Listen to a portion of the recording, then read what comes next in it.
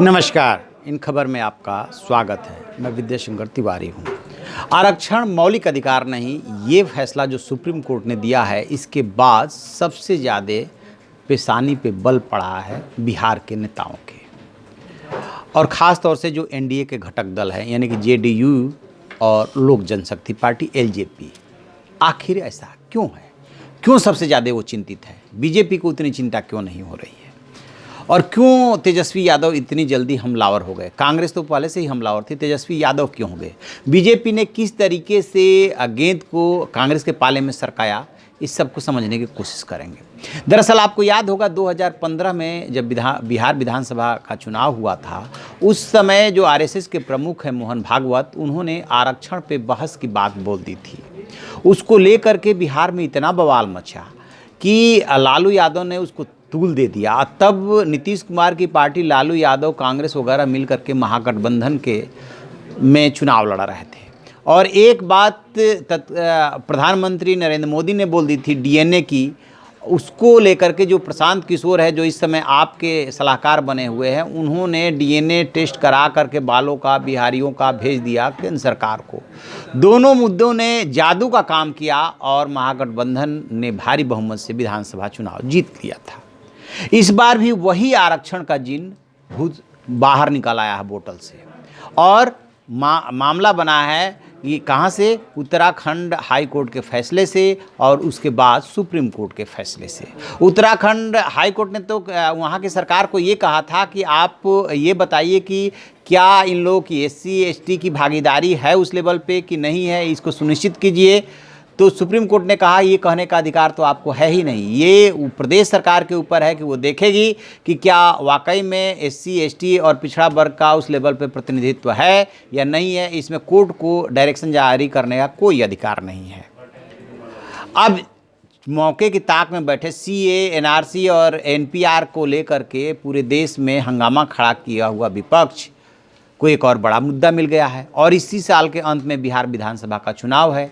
यही वजह है कि चिराग पासवान जो एलजेपी के नेता हैं और उधर जो जेडीयू के नेता हैं केसी त्यागी, दोनों परेशान हैं। चिराग पासवान कह रहे हैं कि जो सुप्रीम कोर्ट ने फैसला दिया है इससे हम सहमत नहीं है, केंद्र सरकार को इस पर कानून ले आना चाहिए। वैसे ही कानून ले आना चाहिए जो कि एससी एसटी एक्ट के दुरुपयोग को लेकर के जब सुप्रीम कोर्ट ने कुछ उसमें गाइडलाइंस बनाई थी, तो केंद्र सरकार को जो है ऑर्डिनेंस और कानून लाना पड़ा था। उसको लेकर के देश भर में हिंसा आंदोलन शुरू हो गया था।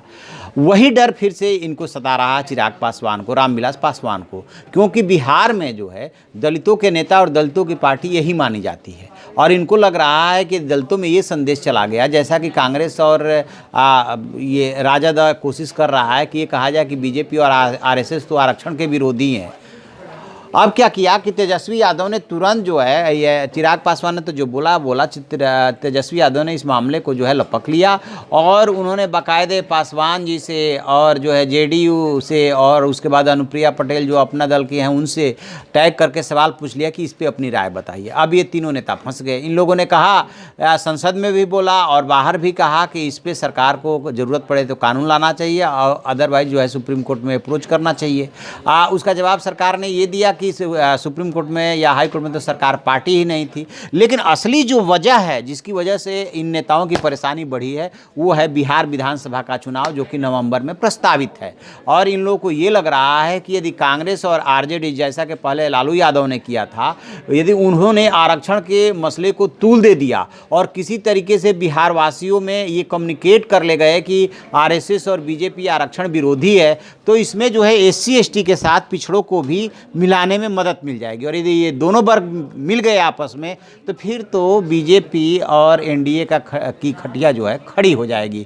इसी वजह से चिराग पासवान कह रहे हैं और जेडीयू भी कह रहा है कि हम तो न्यायपालिका में आरक्षण के पक्षधर हैं, निजी नौकरियों में आरक्षण के पक्षधर हैं, और यहाँ तो सरकारी नौकरियों में ही आरक्षण के लिए कहा जा रहा है कि मौलिक अधिकार नहीं है, लिहाजा केंद्र सरकार चुप बैठी नहीं रह सकती। हालांकि सामाजिक अधिकारिता एवं न्याय मंत्री थावरचंद गहलोत ने लोकसभा में कहा कि सरकार बड़ी योजना पे काम कर रही है, मंथन कर रही है, इसमें सरकार कोर्ट में पार्टी नहीं थी, इसलिए मोदी सरकार या केंद्र सरकार को इसमें नहीं घेरा जा सकता। लेकिन विपक्ष भला क्यों माने, मौका मिला तो वो क्यों चुके, वो तो घेरेगा ही घेरेगा। आप पार्टी थे या नहीं थे, राजनीति में ये तो देखा नहीं जाता है किस मुद्दे पे घिर सकते हैं, ये देखा जाता है कि मौका कैसा है। तो अभी तक CA, NPR और NRC मुद्दा बना हुआ था और अब एक जो है बैठे बिठाए जो है इनको एक ये मुद्दा मिल गया है। तो स्वाभाविक सी बात है कि मोदी सरकार की और NDA की परेशानी बढ़ने वाली है। अब ये देखना है कि बिहार चुनाव के मद्देनज़र मोदी सरकार इसका क्या रास्ता निकालती है, क्या तोड़ निकालती है, क्या संवैधानिक संशोधन करेगी, क्या कोई नया एक्ट या ऑर्डिनेंस लाएगी। क्योंकि फिर उन्हें ये भी डर है कि जिस तरीके से SC/ST एक्ट में हुआ था, ठीक उसी तरीके से इस मामले में भी कहीं सवर्ण नाराज ना हो जाए। सवर्ण नाराज हो जाएगा तो फिर वो भी स्थिति ठीक नहीं है। सवर्णों की नाराजगी उस मामले में दूर करने के लिए ही इन्होंने 10% का आरक्षण दिया था। तो यहाँ पे मामला फंसा हुआ है। देखते हैं आगे क्या इसमें होता है। जो भी अपडेट होगा हम आपको बताते रहेंगे। आप देखते रहिए हमारा डिजिटल चैनल इन खबर। Thank you.